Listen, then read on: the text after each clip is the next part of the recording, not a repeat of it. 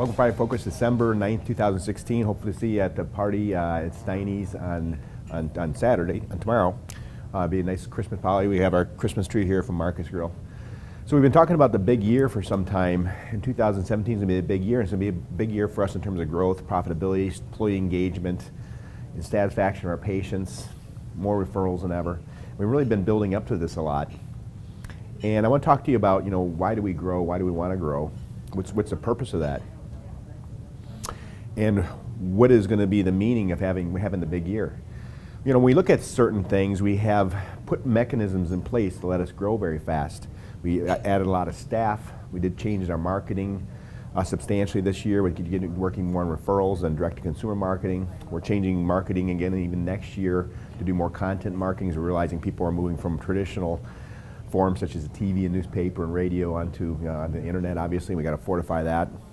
So we want to continue to bring in new patients. But in addition to bringing in new patients, there's other parts that can help our business grow. And then you might ask yourself, why do we want to grow? Well, the reality is the opposite of growth is death. Okay, and we might imagine that, it's fine to be stable for a long time and have, keep doing the same thing over and over. And you might have seen that, if you're, a little older. When I was a kid, people didn't plan to grow things very much. Stuff didn't change much. When I was a little kid, we had a party line at our house where the phone would ring, and you have to see if somebody else was on the line, because actually our whole street had the same trunk line, and you could pick up the phone and hear somebody else talking on it. And the big growth there was we went from that to our own rotary phone number. And it stayed like that until I moved out of the house, 20 years. Well, now look at your cell phone. It's changing, every year or two. I want to get a new cell phone. The iPhone 7's got a better camera. Looking to get a new car because there's more technology in it. And we look at pretty much everything. The pace of growth is very, very fast. And to continue at the same pace will be swallowed up, obviously, by competitors, and we're not going to let that happen. We're also looking at improving our profit margins substantially. Our wildly important goal for the executive team is hitting a certain profit margin target, because profit margin means we have excess cash, and cash is the oxygen on which a business breathes. Okay, so if we want to grow business growth sucks up capital like you would not believe. We build out a new office, and it takes a while for it to become effective. We hire people and train them before they're actually in production. Those things just gobble up cash. So we've got to have a fortress balance sheet. We've got to have substantial cash flow and profitability. And we've been talking to your different departments about how to kind of make that happen. How do we, as a team of teams, make that happen? So let's talk about how do you grow a business. There's really only 3 steps, and we've really been focusing on one for the past several years as a primary focus. We're going to talk about the other ones. So the first way is you increase your customers. And I'll tell you, this is a concept I'm going to talk to you about that is regardless of the type of business that we're referring to. It could be a utility company, it could be a telephone store, it could be an auto manufacturer, it could be an accountant, it could be a medical practice. But increasing your new customers will potentially grow your business. And we've been in the new customer business for a long time, the new patient business. We have the new patient experience with the Scheduling Institute. Our call center has been trained how to bring patients in. We've been doing a lot of marketing based on bringing in new patients. And our practice has pretty much mirrored the new patient growth. So we have 20% new patients. Our production was about 20%. Last year, production was exactly the same increase as we had in new patients. The year before, exact same as new patients. So that's one way to grow the business. But have we been neglecting the other 2? Well, we kind of have. Well, let's talk about this other one. How about the size of sale? Again, no matter what business you are, that's the second way you grow business. You increase the size of the sale.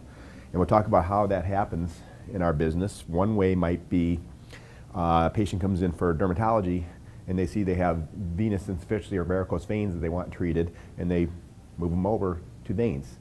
It's not a new patient. This is an existing patient now that's getting a bigger sale.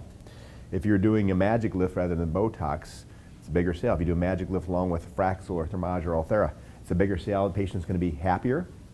And it'll actually drive more new patients, because the more happy you make patients, the more likely they are to refer. In fact, if you have a new customer come in and the size of the sale is 0, they will not refer to you. Okay, nobody refers to somebody and say, well, I went through Allure, they were really nice, but they didn't do anything, but you should go there. That's not how referral occurs. It only occurs from production. And the last one is repeat buyers.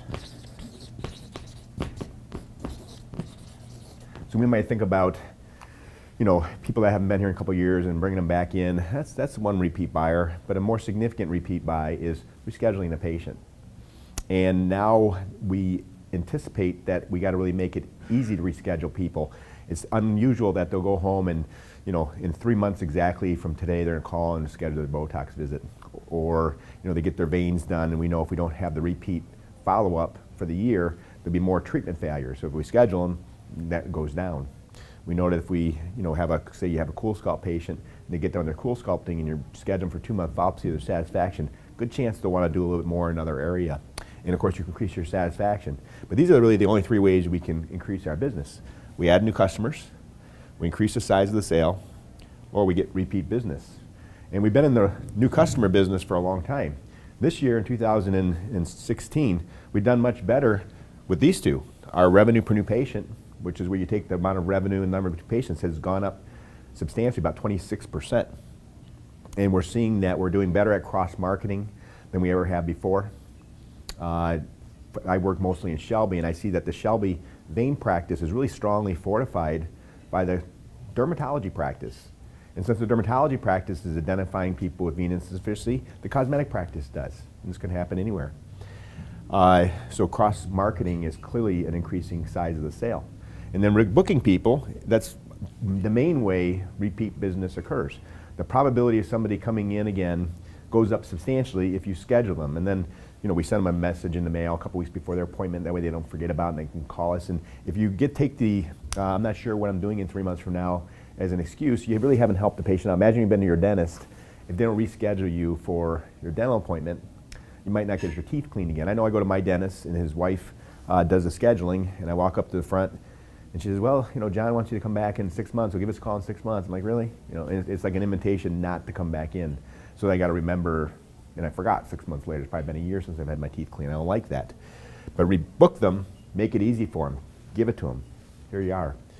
Size of sale. That could be, you could think of the size of sale as the quote or as offering other services. You do a vein patient and you add on sclerotherapy for the spider veins, that increases the size of the sale.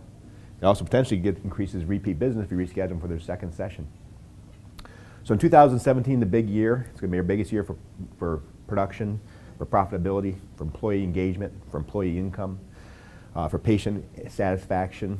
And part of it is focusing on growing our business, which will give us the cash flow, with the profitability, which is the oxygen for our business. That's the oxygen we need to grow. Thank you very much.